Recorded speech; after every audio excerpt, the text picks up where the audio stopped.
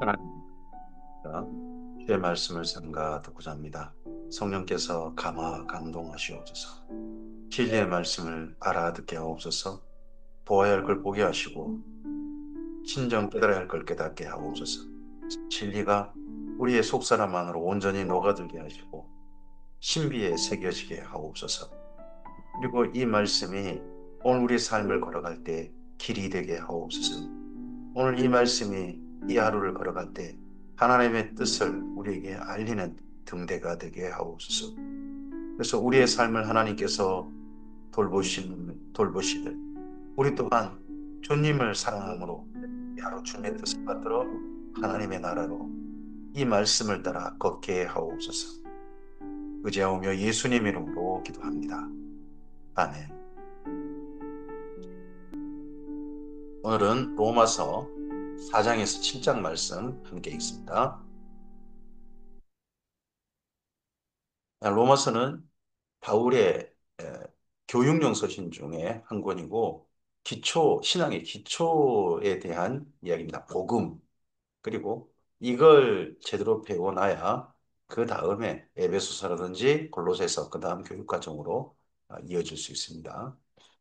로마서는 자체가 이신칭의 흔히 우리에게 익숙한 의미죠. 믿음으로써 의롭다 칭함 받는다 하는 이 내용이 그 중심에 있습니다. 그래서 전반부는 이신칭의의 이론편이 되고 그리고 12장부터는 이신칭의의 실천편이 됩니다. 보통 이신칭의 그러면 많은 분들이 이론편으로만 생각합니다. 이게 복음이다.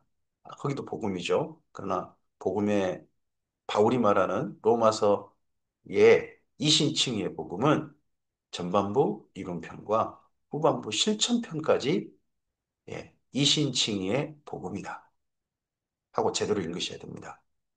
어느 한 군데 빼시면 복음의 일부만 읽고 그걸 복음이라고 착각하는 오해가 생길 수 있습니다. 로마서 4장입니다. 그런즉 육신으로 우리 조상인 아브라함이 무엇을 얻었다 하리요? 만일 아브라함이 행위로서 의롭다 하심을 받았으면 자랑할 것이 있으려니와 하나님 앞에서는 없느니라. 자, 3장까지 사람들이 하나님의 진노 가운데 있다. 그건 이스라엘 민족이나 이방인이나 예외가 없다. 모두 다, 모두 다 죄인이고 모두 다 한결같이 하나님의 진노 아래 있다. 그러한 사람들에게 하나님께서 이제 새로운 길을 열어놓으셨다. 율법의 행위가 아닌 모든 사람이 의롭다 함 받을 뜻이 있다. 그리고 율법의 행위로는 이방인에게는 의롭다 할 수 있는 기회가 주어지지 않습니다. 그래서 모든 사람이 의롭다 받을 수 있는 새로운 길을 열어줬다. 그게 바로 예수님이시다. 예수님 피로 말미암아 모든 사람이 의롭다함을 받을 수 있는 길이 열렸다라고 소개하고 있습니다. 근데 이걸 어떻게 믿을까요? 여기 사장에서 아브라함의 예를 듭니다. 성경이 무엇을 말하느냐? 아브라함이 하나님을 믿음에 그것이 그에게 의로 여겨진 바 되었느니라. 이게 창세기 15장이 있죠. 창세기 12장에서 하나님께서 아브라함을 부르시고 창세기 15장에서 아브라함이 하나님을 믿음에 그것을 의롭게 여기셨다. 라는 말씀이 있습니다. 일하는 자에게는 그 싹이 은혜로 여기지지 아니하고 보수로 여기지거니와 이를 아니할지라도 경건하지 아니한 자를 의롭다 하시는 이를 믿는 자에게는 그의 믿음을 의로 여기시나니 창세기 15장에서 아브라함이 하나님께 뭐 한 게 없어요. 하나님께서 다 해주시겠다 약속하셨습니다. 그 약속을 믿은 거예요. 그것이 그냥 일 아니해도 주신 거란 말이죠. 선물로. 그걸 믿은 거예요. 이때는 그의 믿음을 의로 여기신다는 거죠.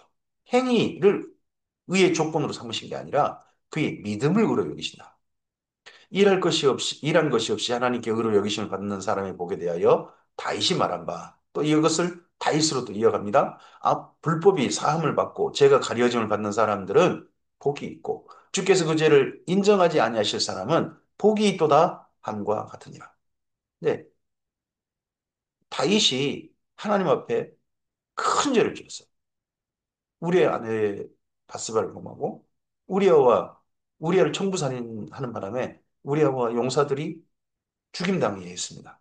일부가. 이건 죽어 마땅한 죄였죠. 근데 하나님께서 다윗의 나단의 지적에 자복하고 그대로 엎드리자 제사 드린 것 없이 그를 그에게 용서하셨습니다. 죄를 사하셨습니다. 대신 죄값은 이후에 이 가정에서 치르게 하셨죠. 그때 다윗이 이 말을 한 겁니다. 불법이 상을 받고 죄가 가려짐을 받는 사람들은 복이 있고 주께서 그 죄를 인정하지 아니할 사람은 복이 있도다. 제사 드림이 없이. 근즉 이 복이 할례자에게냐 또는 무할례자에게도냐? 무릇 우리가 말하기를 아브라함에게는 그의 믿음을 의로 여기졌다 하노라. 그런즉 이것이 어떻게 여기졌느냐? 할례시냐 무할례시냐? 할례시가 아니요 무할례시니라. 근데 할례는 19장에서 받습니다. 19장, 18장 그 정도의 할례를 받아요. 그러면 15장이니까요. 할례 전이죠. 무할례시란 말이에요. 그가 할례의 표를 받은 것은 무할례시의 믿음으로 된 의를 인친 것이니 이는 무할례자로서 믿는 모든 자의 조상이 되어 그들도 의로 여기심을 얻게 하려 하심이라. 또한 할례자의 조상이 되었나니 곧 할례 받을 자이기 뿐 아니라 우리 조상 아브라함이 무할례시에 가졌던 믿음의 자체를 따르는 자에게도 그러하니라. 할례자에게도 아브람 같은 믿음을 가진 할례 받지 않는 자들에게도 아브라함은 믿음의 조상이 된다는 겁니다. 아브라함이나 그 후손에게 세상의 상속자가 되리라고 하신 언약은 율법으로 말미암은 것이 아니요 오직 믿음의 의로 말미암은 것입니다. 이 이후에 주어지는 믿음, 율법. 율법은 하나님과 제사로 언약하는 겁니다. 근데 제사는 이스라엘 민족만 드려요. 이방인은 드릴 수가 없었습니다. 그게 율법 하에서의 제도였습니다. 근데 그 이전 아브라함에게 믿음을 의로 여기실 때는 아브라함이 전혀 이 율법과 상관없었죠. 그래서 그 세상의 상속자 되려는 언약이 율법 하에 있는 이스라엘 민족만 아니라 율법 전에 있는, 율법 밖에 있는 이방인에게도 유효하다는 겁니다. 만일 율법에 속한 자들이 상속자이면 믿음은 헛것이 되고 약속은 파기되었느니라. 예수님께서 이거 누구에게도 이방인에게도 미치는 모든 민족에게 미치는 의를 십자가에서 이루셨습니다. 그 의의 은혜를 거기에서 선포하시고 그걸 실제 이루셨고 제사 드리시고 혜택이 주어지게 길을 열어놓으셨습니다. 근데 이게 새 언약이죠. 이 새 언약을 갖다가 만약에 율법으로만 된다 그러면 율법에 속한 자만 상속된다 그러면 이방인은 죄가 되어버리지 않습니까? 그러면 지금 이제 예수님의 십자가상에서의 모든 속량을 따라 대속을 따라 믿는 그 믿음이 아예 파괴되고 헛것이 되어버릴 수 있다는 거죠. 율법은 진노를 이루게 하나니 율법이 없는 곳에는 범법도 없느니라. 그러므로 상속자가 되는 그것이 은혜에 속하기 위하여 믿음으로 되나니 이는 그 약속을 그 모든 후손에게 굳게 하려 하심이라. 율법에 속한 자에게 뿐 아니라 아브라함의 믿음에 속한 자에게도 그러하니 아브라함은 우리 모든 사람의 조상이다. 여기 모든 사람이란 이스라엘 민족만 아니죠. 이스라엘 민족 밖에까지 그 모든 사람의 조상이라. 기록된 바 내가 너를 많은 민족의 조상으로 세웠다 하심과 같으니 그가 믿은 바 하나님은 죽은 자를 살리시며 없는 것을 있는 것으로 부르시는 이시니라. 아브라함이 바랄 수 없는 중에 바라고 믿었으니 그때를 따라서 아브라함에게 내 후손이 내 몸에서 난 후손이 너희를 이룰 것이다 하는 말씀을 믿었다는 데가 창세기 15장이죠. 그 믿음을 따라 그 이후에 아브라함이 바랄 수 없는 중에 바라고 믿었으니 이는 내 후손이 이가 드리라 하신 말씀대로 많은 민족의 조상이 되게 하려 하심이라. 그가 백세나 되어 자기 몸이 죽은 것 같고 사라의 태가 죽은 것 같음을 알고도 믿음이 약해지지 아니하고 믿음이 없어 하나님의 약속을 의심하지 아니하고 믿음으로 견고하여져서 하나님께 영광을 돌리며 약속하신 것을 또한 능히 이루실 줄을 확신하였으니 그러므로 그것이 그에게 의로 여겨졌느니라. 그에게 의로 여겨졌다 기록된 것은 아브라함만 이해한 것이 아니요 의로 여기심을 받을 우리도 이함이니 곧 예수 우리 주를 죽은 자 가운데 살리신 이를 믿는 자니라. 아브라함은 선례가 된다는 거죠. 모범이 된다는 겁니다. 우리들도 예수님으로 말미암아 어떻게 우리 이방인에게까지 유대인으로 나신 예수님께서 십자가에 달리셨는데 그것도 유대인은 그를 죄인으로 죽였어요. 근데 죄인으로 죽임 당한 어떻게 사람들 보기에 그런 예수님의 그 십자가 사건이 유대인에게 내 죄상을 받았다는 의로움이 되어지고 이방인에게 맞아. 이방인에게 맞아. 내 죄상을 받았노라. 우리가 아무도 없던데. 그 부르심에 응하고 주님 앞에 선 자에게 그렇게 선포해 주시는 그 은혜를 누릴 수 있단 말입니까? 참으로 믿기 어려운 거죠. 근데 그런 선례가 아브라함이란 겁니다. 아브라함처럼 믿으면 된다는 겁니다. 예수는 우리가 범죄한 것 때문에 내줌이 되고 또한 우리를 의롭다 하시기 위하여 살아나셨느니라. 내줌이 된 곳이 어디입니까? 우리가 범죄함 때문에 내준 곳. 그 십자가입니다. 죄 없으신 그분이 십자가를 에서 달리시셔서 자기 몸을 찢으시고 자기 몸에서 모든 피를 흘리신 이 사건은 제사였습니다. 우리 범죄함 때문에 드려진 속죄 제사, 유월절 제사, 대속죄일의 제사, 우리 하나님과 화목하게 하는 화목 제사셨습니다. 그리고 다시 죽으셔서 끝난 게 아니라 다 태워버린 게 아니라 살아나셔 버렸습니다. 이전 제사와 전혀 다릅니다. 로마서 5장입니다. 그러므로 우리가 믿음으로 의롭다 하심을 받았으니 우리 주 예수 그리스도로 말미암아 하나님과 화평을 누리자. 자, 제사의 마지막은요. 구약 성경 제사의 마지막은 하나님과 화평을 누리는 겁니다. 의롭다 하심을 받는 건 어디입니까? 번제, 속죄제, 속건제 이를 통하여서 네, 의롭다 하심을 받습니다. 내 재산을 받았느니라. 그리고 소제를 통하여서 하나님께 자기 삶을 드리고 그리고 더 나아가서 마지막 화목제로 완료합니다. 그 화목제가 화평을 누리는 겁니다. 화목을 누리는 거예요. 구약 성경의 제사도 그렇게 끝나는 것처럼 이제 예수님의 십자가 사건을 통하여서 우리는 하나님과 화목하게 되는 데까지 이룰 수 있습니다. 또한 그로 말미암아 우리가 믿음으로 서 있는 이 은혜에 들어감을 얻었으며 하나님의 영광을 바라고 즐거워하느니라. 다만 이뿐 아니라 우리가 환난 중에도 즐거워하나니 이는 환난은 인내를 인내는 연단을 연단은 소망을 이루는 줄 알미라. 소망이 우리를 부끄럽게 하지 아니함은 우리에게 주신 성령으로 말미암아 우리 하나님의 사랑이 우리 마음에 부음받으니 하나님의 진노가 아니라 하나님의 사랑이 우리 마음에 부음받았습니다. 무엇으로 말미암아? 예수 그리스도의 십자가 사건으로 말미암아. 그 십자가 사건 안에 서 있는 믿음으로 서 있는 우리에게는 진노가 부어지는 게 아니라 사랑이 부어지고 있습니다. 우리가 아직 연약할 때에 기약대로 그리스도께서 경건하지 아니한 자를 위하여 죽으셨도다. 우리가 아직 연약했을 때, 우리가 한 것 없을 때, 그때 주께서 십자가의 제사를 드리셨습니다. 의인을 위하여 죽은 자가 쉽지 않고 선인을 위하여 영감히 죽은 자가 혹 있거니와 우리가 아직 죄인 되었을 때 우리가 의롭게 되고 난 다음에 예수님 십자가 사건이 있는 게 아니라 우리가 아직 죄인이었을 때 죄인 되었을 때 그리스도께서 우리를 위하여 죽으심으로 하나님께서 우리에 대한 자기의 사랑을 확증하셨느니라. 예수님 십자가 사건은 하나님께서 우리를 사랑하신다는 확증입니다. 너 진노 아래 버려두고 싶지 않다. 너를 살리고 싶다. 너를 내 자녀로 부르고 내 백성으로 불러서 내가 너와 같이 살고 싶다. 내가 너와 사이좋게 지내고 싶다. 하시는 하나님의 사랑의 확증. 그것이 바로 예수님의 십자가 사건입니다. 그러면 이제 우리가 그의 피로 말미암아 의롭다 하심을 받았으니 더욱 그로 말미암아 진노하심에서 구원을 받을 것이니 곧 우리가 원수 되었을 때 하나님의 진노 아래 있었죠. 그 원수 되었을 때 그의 아들의 죽으심으로 말미암아 하나님과 화목하게 되었은즉 화목하게 된 자로서는 더욱 그의 살아나심으로 말미암아 구원을 받을 것이니라. 최후의 구원이 뭡니까? 하나님의 영화입니다. 하나님께서 베푸시는 영화. 영화의 구원. 지금 현재 우리의 구원은 중생의 구원에서 나와 출발하여서 거기서 시작하여서 성화의 구원에 견인의 구원에 서 있습니다. 그게 오늘 우리가 받고 있는 구원입니다.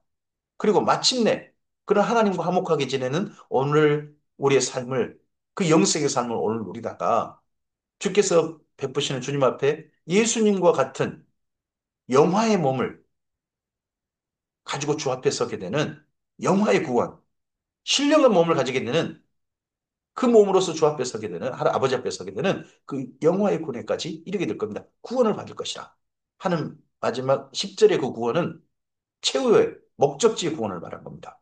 그뿐 아니라 이제 우리로 화목하게 하신 우리 주 예수 그리스도로 말미암아 하나님 안에서 또한 즐거워하게 하시는지라. 오늘은 주님 안에서 즐거운 날이 됩니다. 오늘은 우리의 인생은 아름다운 날입니다. 오늘 하나님께서 베푸신 생명 가운데 오늘 살고 있다면 삶의 처지가 어떠하든 오늘 우리는 이 하루를 참으로 기뻐하고 즐거워하고 오늘 하루를 소중히 해야 합니다. 오늘의 구원입니다. 그러므로 한 사람으로 말미암아 죄가 세상에 들어오고 죄로 말미암아 사망이 들어왔나니 이와 같이 모든 사람이 죄를 지었으므로 사망이 모든 사람에게 이르렀지요. 그게 앞서서 1장부터 3장까지 이야기였지 않습니까?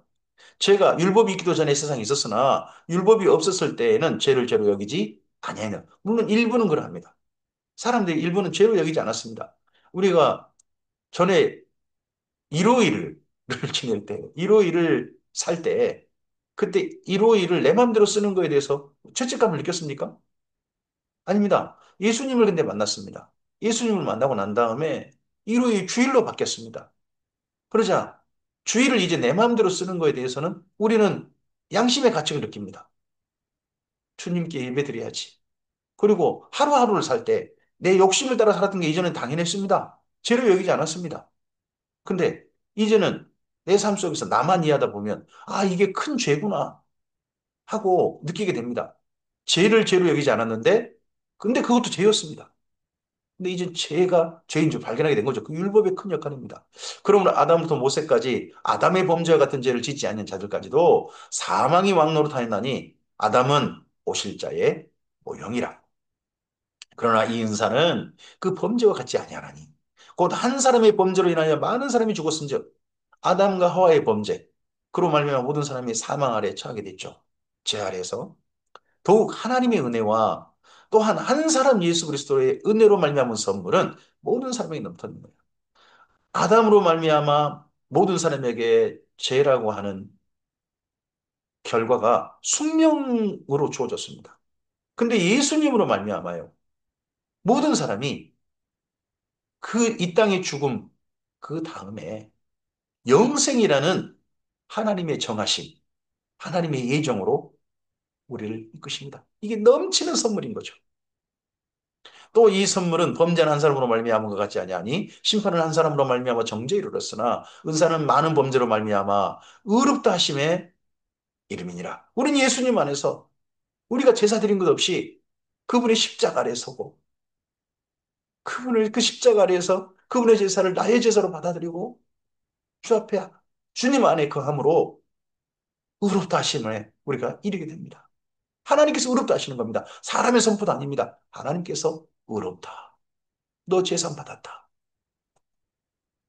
한 사람의 범죄로 말미암아 사망이 그 한 사람을 통하여 왕노릇하였은즉 더욱 은혜와 의의 선물을 넘치게 받은 자들은 한 분 예수 그리스도를 통하여 생명 안에서 왕노릇하리로다. 이전에는 사망이 우리 인생 가운데 왕노릇했습니다. 그렇지 이제는 우리가 하나님 나라에 우리가 각 사람과 사람이 나라입니다. 그 나라 가운데서 이 생명 가운데서 하나님의 계명을 하나님의 나라를 펼치는 일인 왕국들인 거죠. 말씀을 따라. 그리고 장차 바로 그런 자리에 가게 될 겁니다. 그리고 하나님 아버지 앞에서 모든 나라의 각자 각자의 그러한 아름다운 영광을 가지고 아버지께 영광 돌려드리게 될 것입니다. 새하늘 새 땅 새로 살림 상에서요. 그런데 한 범죄로 많은 사람이 정죄 이룬 것 같이 한 의로운 행위로 말미암아 많은 사람이 의롭다 하심을 받아 생명에 이르렀느니라. 아멘입니다. 예수님으로 말미암아 진짜 우리가 한 것도 없었는데 예수님의 십자가 사건이 의로운 행위였습니다. 그 의로운 행위로 말미암아 많은 사람이 의롭다 하심을 받았습니다. 그 속에 제가 포함될 수 있다는 게 얼마나 감사합니까? 제가 한 것도 없는데. 그리고 생명이 이르게 해주셨습니다. 사망이 이른 게 아니라 진노와 아래가 아니라 하나님의 기뻐하심, 즐거워하심, 하나님과 반가이 만나게 되는 이 화목과 화평 속으로 우리를 인도해 주셨습니다. 한 사람이 순종하지 아니함으로 많은 사람이 죄인 된 것 같이 한 사람이 순종하심으로 많은 사람이 의인이 되리라. 율법이 들어온 것은 범죄를 더하게 하려 함이라. 그러나 죄가 더한 곳에는 은혜가 더욱 넘쳤나니 이는 죄가 사망 안에서 왕노릇한 것 같이 은혜도 또한 의로 인하여 왕노릇하여 우리 주 예수 그리스도로 말미암아 영생에 이르게 하려 한답니다. 여러분 여기에서 율법이 들어와서 범죄가 되었단 말은 범죄를 깨달았단 말입니다. 죄가 아니었던 것이 죄로 발견된 겁니다. 아, 내가 이렇게나 죄인이었구나. 그런 이런 죄인을 세상에 하나님께서 예수님 안에서 용서하고 싶어 하시다니. 이 모든 죄를 십자가에서 다 용서하시고 새로운 인생으로 살 수 있게 하시다니 하고 감격해야 됩니다. 그래야 되는 거지. 예수님 이후 오늘 우리의 삶을 죄를 마음껏 짓고 그럴 때마다 은혜가 더 풍성해진다. 그런 식으로 생각했다는 큰 오해입니다.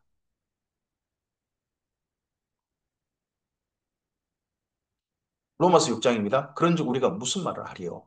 은혜를 더하게 하려고 죄에 거하겠느냐? 앞에서 바로 나오잖아요. 은혜를 더하게 하려고 죄에 거하겠느냐? 오늘 죄로 사서는 안 된다는 겁니다. 예수님 안에서는. 그럴 수 없느니라. 죄에 대하여 죽은 우리가 어찌 그 가운데 살리요? 무릇 그리스도와 합하여 세례를 받은 우리는 그의 죽으심과 합하여 세례를 받은 줄을 알지 못하느냐? 자, 이러한 생명으로 나아가려면요. 우리가 예수님과 연합해야 됩니다. 합해져야 됩니다. 우리의 옛사람은 십자가에서 예수님과 함께 죽어야 합니다. 그리고 예수님께서 3일 만에 부활하셨듯이 우리도 예수님 안에서 새롭게 태어나야 합니다. 그게 예수님과의 연합입니다. 그려해야 하나님 안에서, 아니, 하나님 앞에서 하나님을 만날 수 있고 하나님과 화목할 수 있는 오장의 사건이 우리의 사건이 될 수 있습니다. 그러려면 예수님과 먼저 연합이 먼저 있어야 됩니다. 그게 그 의식이 사실은 세례가 됩니다. 뭘 그리스도 예수 합하여 세례를 받은 우리는 그의 죽으심과 합하여 세례를 받은 줄 알지 못하느냐. 그러므로 우리가 그의 죽으심과 합하여 세례를 받음으로 그와 함께 장사되었나니 이는 아버지의 영광으로 말미암아 그리스도를 죽은 자 가운데 살리심과 같이 우리로 또한 새 생명 가운데서 행하게 하려 함이라. 만일 우리가 그의 죽으심과 같은 모양으로 연합한 자가 되었으면 예수님이 십자가에서 예수님과 함께 우리가 함께 죽는 사람으로 연합이 되었다면 또한 그의 부활과 같은 모양으로 연합한 자도 되리라. 예수님과 함께 우리는 다시 삽니다. 우리가 알거니와 우리 옛사람이 예수와 함께 십자가에 못 박힌 것은 죄의 몸이 죽어 다시는 우리가 죄에게 종노릇 하지 아니하려 함이니 이는 죽은 자가 죄에서 벗어나 의롭다 하심을 얻었습니다. 죄에서 자유한다는 말은 죄를 이제 마음껏 지어도 그 죄의 결과에 입지 않는다. 그런 식의 생각을 가지면 그건 구원파입니다. 그렇지 않습니다. 이제는 저하고 결별해야 되는 겁니다. 옛사람이 죽어버렸는데 죽은 시체를 가지고 어떻게 끌어안고 삽니까? 만일 우리가 그리스도와 함께 죽었으면 또한 그와 함께 살 줄을 믿노니 이는 그리스도께서 죽은 자 가운데 살아나셨음에 다시 죽지 아니시고 사망이 다시 그를 주장하지 못할 줄을 알미로라. 그가 죽으심은 죄에 대하여 단번에 죽으시며 그분은 죄가 없으셨잖아요. 죄 없는 그분이 죄에 대하여 단번에 죽으셨습니다. 그 죄가 무슨 죄입니까? 우리의 죄입니다. 나의 죄입니다. 나의 죄를 내가 죽어 마땅했다는 겁니다. 내가 하나님의 직무 아래서 죽어 마땅한 사형 선고 받아서 사형 집행 당해도 할 말 없는 그런 죄인이 바로 나였다는 겁니다. 근데 그런 나를 위해서 예수님께서 나를 대신해서 십자가에서 사형 집행 당하신 겁니다. 그가 살아계시면 하나님께 대하여 살아계시니 이와 같이 너희도 너희 자신을 죄에 대하여는 죽은 자요 그리스도 예수 안에서 하나님께 대하여는 살아있는 자로 여길지어다. 그러므로 너희는 죄가 너희 죽은 몸을 지배하지 못하게 하여 몸의 사육에 순종하지 말고 이제 예수님만 있다면 죄가 우리를 지배하지 못하게 해야 됩니다. 몸의 사육에 우리 죄의 가장 큰 권능은 죽음에 대한 두려움도 있지만요. 죄의 가장 큰 오늘의 권능은요. 욕심입니다. 사욕, 욕심, 개인적인 욕심, 사사로운 욕심, 탐욕. 이렇게 순종해서는 안 됩니다. 나를 위하여, 나를 위하여. 그런 건 이제는 예수님이 이전 삶으로 벗어버려야 됩니다. 죽어버려야 됩니다. 그 삶은. 또한 너희 지체를 불의의 무기로 죄에게 내주지 말고 오직 너희 자신을 죽은 자 가운데 다시 살아나는 자 같이 하나님께 드리며 너희 지체를 의의 무기로 하나님께 드리라. 이젠 죄의 무기, 악한 일을 하는데 무기로 드리면 안 됩니다. 의의 무기. 죄가 너희를 주장하지 못하리니 이는 너희가 법 아래 있지 아니하고 은혜 아래 있습니다. 그런즉 어찌하리요? 우리가 법 아래 있지 아니하고 은혜 아래 있으니 죄를 지으리요? 그럴 수 없느니라. 성경 계속 말씀하지 않습니까? 은혜 아래 있다고 죄를 마음껏 지어도 또 용서받을 것이다. 그러지 말라고요. 그런 자세 가지 말라고요. 은혜 아래 있으니 죄를 지으리요? 그럴 수 없느니라. 너희 자신을 종으로 내주어 누구에게 순종하든지 그 순종을 받는 자의 종이 되는 줄 너희가 알지 못하느냐? 혹은 죄의 종으로요? 사망에 이르고요. 혹은 순종의 종으로 의에 이릅니다. 오늘 우리 안에 예수님이 계시느냐? 오늘 우리 안에 성령님이 계시느냐는 분명한 증거는요. 내 삶이 무엇에 순종하고 있느냐가 보면 됩니다. 내 삶이 자꾸 죄를 짓고 있고 죄에 순종하고 있다면 나는 여전히 죄의 종이다라고 생각하셔도 무방할지 모릅니다.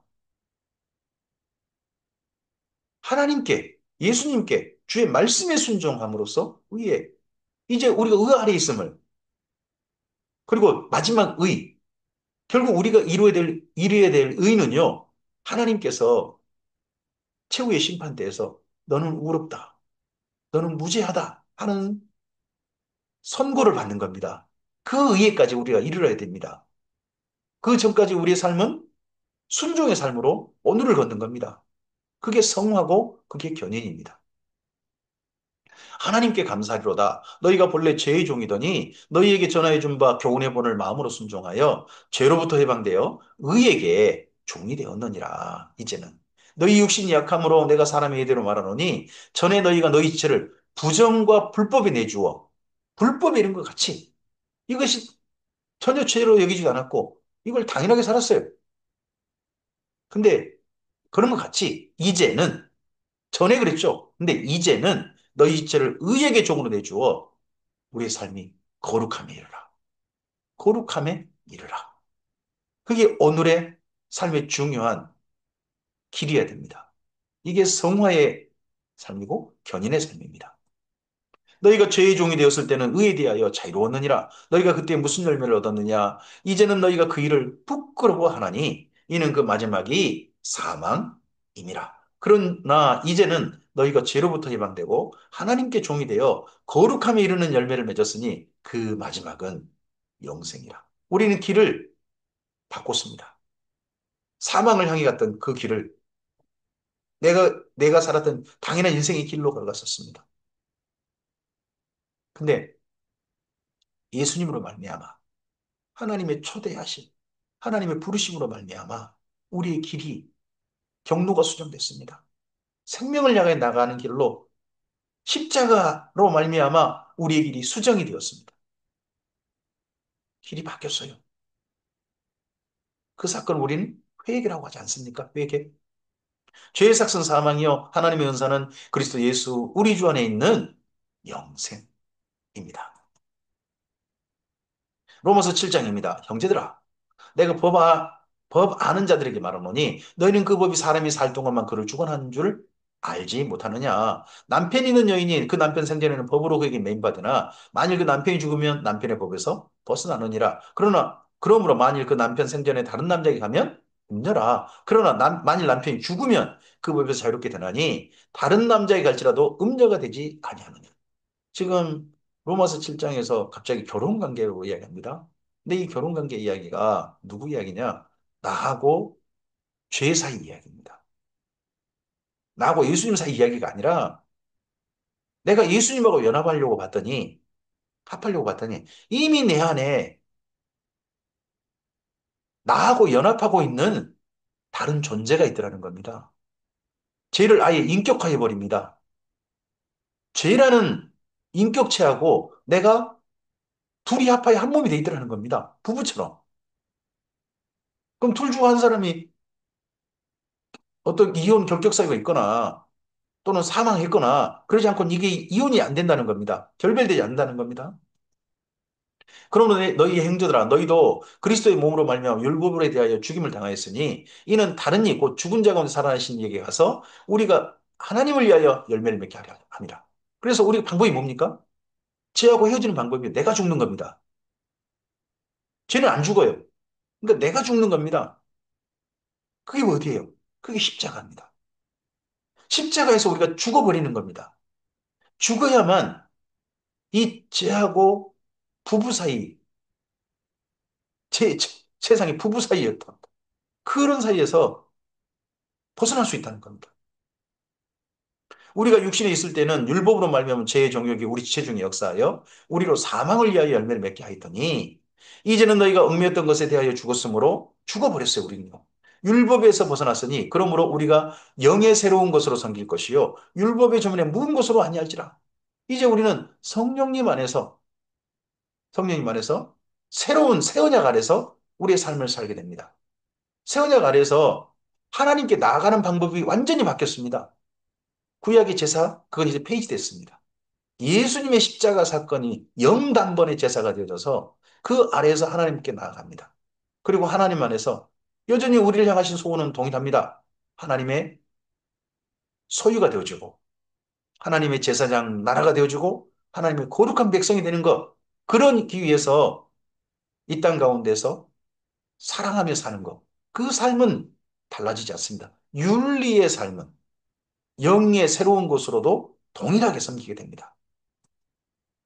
그런데 우리가 무슨 말을 하려? 율법이 죄냐? 그럴 수 없느니라. 율법으로 말미암지 않고는 내가 죄를 알지 못하였으니 곧 율법이 탐내지 말라 하지 아니하더라면 내가 탐심을 알지 못. 탐심이 죄라는 걸 우리가 알지 못했을 겁니다. 율법이 탐심을 죄라고 하니까 그때서 비로소 내가 욕심내는 게 뭔 잘못이야? 잘못이었다는 겁니다. 죄였다는 겁니다. 율법은 그 죄를 깨닫겠습니다. 이게 내 안에 내가 죄하고 부부관계처럼 살고 있어가지고 나도 모르게 죄에게 물들었구나 하는 것이 보여지는 겁니다. 그러나 죄가 기회를 타서 계명으로 말미암아 내 속에서 온갖 탐심을 이루었나니 이는 율법이 없으면 죄가 죽은 것입니다. 전에 율법을 깨닫지 못했을 때 내가 살았더니 계명의 이름에 죄가 살아나고 나는 죽었도다. 생명에 이르게 할 계명. 원래는 구약의 율법이 뭡니까? 이스라엘 민족으로 하여금 생명에 이르기를 원하셔서 하나님께 주신 선물입니다. 그래서 율법도 복음이에요. 근데 그 계명이 내게 대하여 도리어 사망에 이르게 하는 게 되었다. 이스라엘 민족이 율법으로 말미암아 생명에 이르렀습니까? 아니요. 율법을 어기고 어기고 어기다가 사망에 이르는 게 구약 이스라엘 민족의 역사가 아닙니까? 수많은 하나님의 징계 아래 처했고 나라가 망했고 근데 끝내 하나님 사랑을 믿지 못하는 그런 이스라엘 민족의 그 정체성, 죄인의 정체성만 하나님과 짝이 돼야 되는데 죄하고 짝이 돼가지고 계속 살고 있는 대를 물려 살고 있는 이스라엘 민족이 구약 역사 속에 아니겠습니까? 생명이 이르게 되는데 사망에 이르게 되는 게 참 이게 슬픈 역사죠. 하나님의 선물이 도리어 이런 결과가 왔다는 게 죄가 기회를 타서 계명으로 말미암아 나를 속이고 그것으로 나를 죽였는지라. 이로보건대 율법은 거룩하고요. 계명도 거룩하고요. 의로우며 선합니다. 율법과 계명이 잘못이 있는 게 아니에요. 내가 잘못이죠. 율법 아래 비춰보니까 세상에 온갖 더러워져 있는 내 자신이 거울에 비춰져 버린 거야. 그런즉 선한 것이 내게 사망이 되었느냐? 그럴 수 없느니라. 오직 죄가 죄로 드러나기 위하여 선한 그것으로 말미암아 나를 죽게 만들었으니 이는 계명으로 말미암아 죄로 심히 죄되게 하려 함이라. 그래서 예수님 오기 전까지 이스라엘 민족이 뭘 경험합니까? 계명으로 말미암아 우리가 의롭다는 받을 수 없나 보다 하는 것이 확인된 겁니다. 구약의 제사 그걸 뭐 영원히 재산 받는 게 아니구나. 1년에 한 번씩 꼭 제사 드려야 되는 거 보니까 죄가 없어지는 게 아니라 유예되는 거구나 하는 게 발견됐습니다. 그리고 하나님 나갈 때마다 또 제사를 또 속죄제 속건제 드리고 또 속죄제 속건제 드리고 하는 자기들을 발견합니다. 여전히 율법 아래서 선한 삶이 아니라 죄의 영향력 아래 있고 죄가 스며들고 죄에 휘둘리고 한 자기들을 발견했습니다. 계명으로 말미암아 분명히 보입니다. 내가 죄 아래에 있구나 하는 게 분명히 보였다는 겁니다. 우리가 율법은 신령한 줄 알거니와 율법은 신령하다. 나는 육신에 속하여 죄 아래 달렸다. 이게 율법에 비춰본 내 자신의 모습입니다. 율법이 거울이니까요. 내가 행하는 것을 내가 알지 못하노니 곧 내가 원하는 것은 행하지 아니하고 도리어 미워하는 것을 행함이라. 오늘서 내 삶을 돌이켜보면 나는 하지 말아야 내 스스로 생각해도 하지 말아야 할 일들을 당연하게 열심히 욕심을 따라 하고 있더라는 거죠. 만일 내가 원하지 않는 그것을 행하면 내가 이로써 율법이 선한 것을 신하노니 이제는 그것을 행하는 자가 내가 아니요 그 죄를 행하는 자가 내 속에 거하는 죄니라. 죄가 내 속에 거한다. 인격체로 만들었어요. 인격체로 이야기하고 있습니다. 원래 내 속에 누가 거하셔야 됩니까? 하나님께서 거하셔야 됩니다. 내 안을 내 안을 성령님이 거하신 초소로 내 안에 예수님께서 계시는 초소로 내들이 되지 않습니까? 근데 먼저 또 자리를 차지하고 주인 노릇하고 있는 다른 인격체가 있다는 겁니다. 그게 죄입니다. 내 속, 곧 내 육신에 선한 것이 거하지 않는 줄 아노니 원함은 내게 있으나 선을 행하는 것은 없노라. 내가 원하는 바 선을 행하지 아니하고 도리어 원하지 아니하는 바 악을 행하는도다. 죄 아래 있는 나 자신을 살펴봤더니 내 자신이 이를 했구나. 만일 내가 원하지 아니하는 그것을 하면 이를 행하는 자는 내가 아니요 내 속에 거하는 죄니라. 이 죄란 놈이 나를 꼭두각시 삼아서 죄를 짓게 만들고 죄를 행하게 하고 죄 아래 살게 하고 죄를 당연시 여기고 죄가 아닌 것처럼 살게 만들고 있더라는 거죠. 그러므로 내가 한 법을 깨달았노니 선을 행하기 원하는 나에게 악이 함께 있는 것이로다. 이 악의 다른 이름이 죄가 되겠죠. 내 속사람으로는 하나님의 법을 즐거워하되 내 지체 속에서 한 다른 법이 내 마음에 복과 싸워 내 지체 속에는 죄의 법으로 나를 사로잡는 것을 보는도다. 아니, 내 속에 선한 법이 있어요. 그리고 악한 법이 하나 있어요. 근데 결국 누가 이기느냐? 사람은 악한 법이 이기더라는 거예요. 이스라엘 민족도 율법이 주어졌음에도 불구하고 죄를 짓고 멸망당하고 또 죄를 짓고 하나님의 진노 아래 서고 그러고 그러더라는 거죠. 역사가 그러지 않습니까? 사람도 마찬가지입니다. 죄의 법 아래 결국 인생이 사로잡혀가지고 그 죄의 영향력 아래 살고 있더라는 거예요. 오라, 나는 공고한 사람이로다. 이 사망이 면서 누가 나를 건져내려. 로마서 7장 첫머리에서 부부관계로 이야기했지 않습니까? 죄하고 사람 사이를. 근데 여기 7장 후반부에 맨 마지막에는 바울이 죄하고 사망의 몸, 죄를 사망의 몸으로 이야기하고 있습니다. 사망의 몸. 사망의 몸이란요, 시체예요, 시체. 시체가 묶여 있는 거예요. 내게, 내 속에. 시체가 담겨 있는 거예요. 나는 현재 살아있죠? 근데 내 속에 시체가, 죽음이 담겨 있어요. 그러면 어떻게 될까요? 점점 이 시체의 시독이, 시체가 부패하고 시독이 내 삶 속에 퍼지는 거죠. 그래서 시체의 독에 감염되고 감염되다가 마침내 시체를 따라 죽는 게 이게 원래 로마의 잔인한 형벌 중에 하나라고 합니다. 시체와 산 사람을 묶어가지고 그 사람을 죽게 만드는 거. 이게 로마의 잔인한 형벌 중에 하나래요. 그 사망의 몸에 현재 우리도 모르게 그런 사형 집행 중에 있다는 거죠. 사망의 몸이라는 사형 집행 중. 바로 그런 자신을 깨닫습니다. 내가 전에 예수님 만나기 전에 이렇게 하고 있었구나. 우리 주 예수 그리스도로 말미암아 하나님께 감사드로다. 그런즉 내 자신이 마음으로는 하나님 법을 육신으로는 죄의 법을 섬기노라. 이런 나였는데 내가 우리 주 예수 그리스도로 말미암아 하나님께 감사드리로다. 이런 나였는데 죽을 수밖에 없는 사망의 몸으로 죄하고 부부관계여 가지고 도저히 헤어질 수 없는 사이로 나로서는 어떻게 할 수 없는 절망할 수밖에 없는 헤어날 수 없는 사형 집행 중이었는데 예수님으로 말미암아 나를 생명의 길로 바꿔놓으셨구나 하는 게 그의 감사고 그 감사가 발장으로 이어지게 됩니다. 오늘 여기까지 말씀입니다. 바울의 복음은 명확합니다. 예수님 안에서 우리가 이신칭의 믿음으로써 의롭다 하심 받아서 사망을 향해 달려갔던 인생들이 예수님 안에서 하나님의 도우심을 힘입어서, 하나님의 사랑을 힘입어서, 예수님의 십자가와 부활을 힘입어서, 성령님의 도우심을 힘입어서 의의 삶으로 오늘을 하나님 안에서 하나님과 화목하고 그리고 하나님을 따르는 거룩한 삶으로 오늘을 살 수 있는 삶으로 우리가 초대받았다는 것을 로마서에서 이야기하고 있습니다. 그런 가운데 절망해 봐야 됩니다.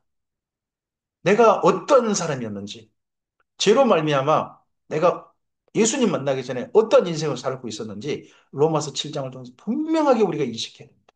분명하게 내 자신을 처절하게 발견해야 됩니다. 그래야 소스라쳐서 정말 소름 돋아서 이 죄하고 결별하고 예수님과 하나 되는 성령님 안에서 하나님과 하나님께서 우리 안에 거하시는 그 생명으로 완전하게 옮길 수 있습니다. 그렇게 옮겨진 삶으로 예수님 안에 우리 인생이 이제 거룩함에 들여지는 삶으로 나가야 됩니다. 오늘 하루도 주께서 베푸시는 이 로마서라고 하는 선물, 바울에게 깨닫게 하셔서 로마 교회를 향해서 기록하게 하시고 오늘까지 보존해 주셔서 우리에게 알려주신 이 복음 안에서 다시 한번 우리의 삶을 살펴보고 하나님 안에서 감사함으로 하나님 안에 참으로 즐거움으로 하나님께 오늘 하루를 드리는 우리 하루를 거룩함에 내어드리는 은혜가 가득하기를 소원합니다. 하나님께서 우리 모두를 도우시기를 소원합니다. 감사합니다.